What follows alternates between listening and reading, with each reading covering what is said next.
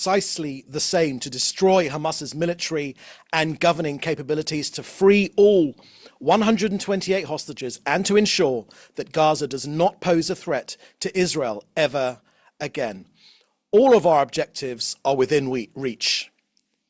Firstly, here are some operational updates in the last 24 hours alone. IDF troops are bravely fighting in the north, the south, and the center of Gaza, uprooting terrorists and destroying tunnels. Every day, IDF forces eliminate more terrorists, discover and dismantle more terror infrastructure. In Jabalia, soldiers arrived at a mosque to find Hamas-stored missiles and rocket launchers there. In eastern Rafah, they located a tunnel shaft with a weapons warehouse laden with munitions.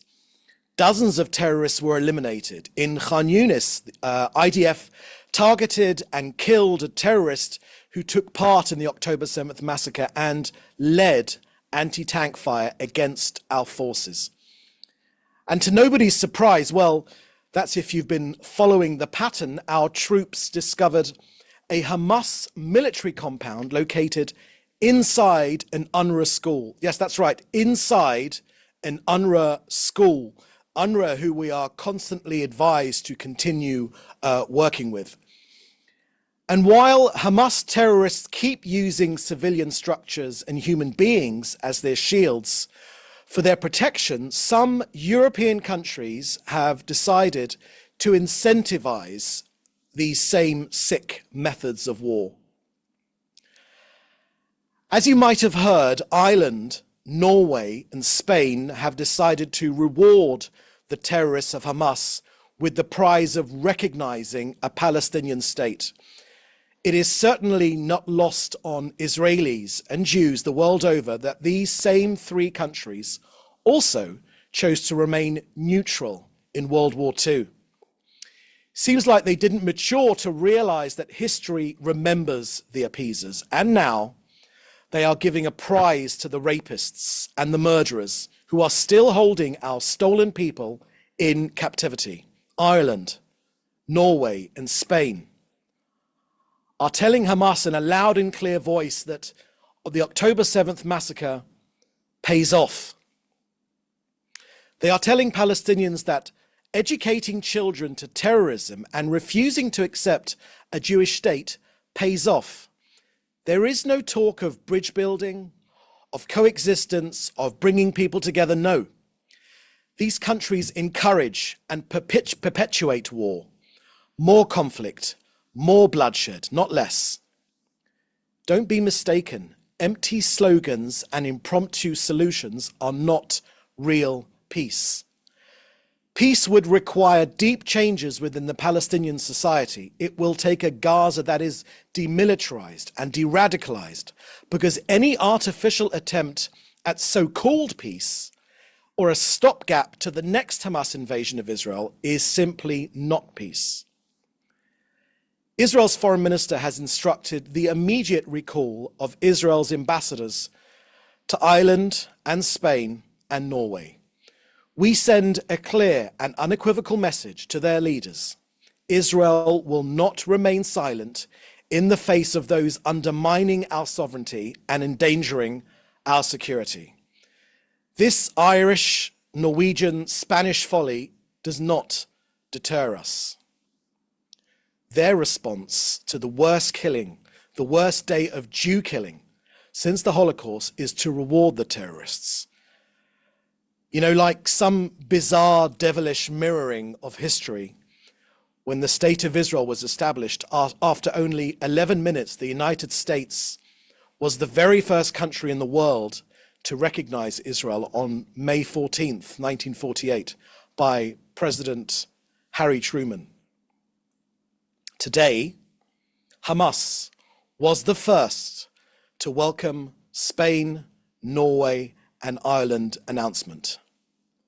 Hamas commits genocide against my people on October 7th, and they are rewarded with recognition. What next? Might Norway recognize ISIS? They have recognized a state that promotes hate, racism, and anti-Semitism in its curriculum. Ireland has form, of course. None of us forget that Ireland signed the Book of Condolence when Hitler himself killed himself. Next, I want to draw your attention to what the Prime Minister said overnight on CNN. After making the point about 500,000 tons of aid that have gone into Gaza, the almost 30,000 trucks brimming with food, medicine, water, shelter, that's 300 football stadiums full of aid that have gone in. Indeed, 462 trucks just yesterday. The Prime Minister dealt with the charge of malnutrition in Gaza. The Prime Minister said, quote, "They talk about 23 or 30 cases of malnutrition in a population of 2 million. The United States in 2022 had 20,000 deaths for malnutrition. That's 3 times more than in Gaza." So this is completely false. It's the kind of slander that has been leveled against the Jewish people for ages, and it's renewed now again against the Jewish state. It was false then, and it's false now. End quote. Next, in terms of the post-war plan, the Prime Minister shared his 3-point plan and said, quote, "The day after Hamas is the day after Hamas. We have to get rid of Hamas. Otherwise, there's no future for Gaza, no future for peace, and it'll be a tremendous victory for not only Hamas, but for the Iran terror axis that backs it and organizes it, together with Hezbollah and the Houthis and other terrorist organizations. Rafah is the last stronghold of the Hamas terrorist battalions. We will defeat them, and that will end the intense part of the fighting." End quote. Next, the Prime Minister spoke about the next stage after Hamas is defeated, and I quote, what we have to do is have sustained demilitarization of Gaza. Israel is the only force that can prevent the resurgence of terrorism for the foreseeable future. At the same time, we want a civilian administration that is run by Gazans who are neither Hamas nor committed to our destruction. The third thing that I would do is have a reconstruction of Gaza done by the moderate Arab states and international community. That's demilitarization, civilian administration by local Gazans who are not committed to Israel's destruction, and responsible reconstruction, end quote. So in response to those that want to put a Palestinian Authority into Gaza, the Prime Minister reminded that the Palestinian Authority still teaches its children to seek the destruction of Israel, and it still pays terrorists. It pays terrorists monthly stipends, the infamous pay for slay policy. The more Jews they kill, the more they pay. And finally, I want to draw your attention to a video of our precious hostages, which will be shown tonight at 6 p.m. Jerusalem time. The parents of 5 young ladies have agreed to show this 3-minute film. These girls are still in captivity of Hamas. Please don't look away. Watch the film. Do not look away.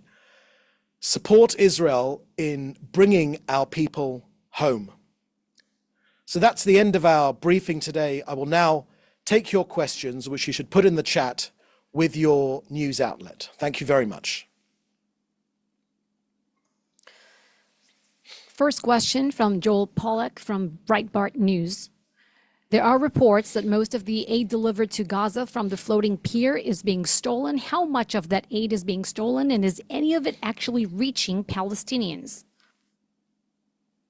Thank you for your question, Joel. Yes, indeed, much of that aid is being stolen from that CENTCOM pier that has been set up by the US. This is the problem we're facing. Israel wants to get as much aid into Gaza as it possibly can, and much of the aid is being looted by Palestinians because by Hamas that want to starve their own people because it looks good on the media, unfortunately. But none of right-thinking people should fall for it. We're getting as much aid as we possibly can in. The challenge is to get it distributed properly. And we continue to work with partners that will distribute aid so that it reaches ordinary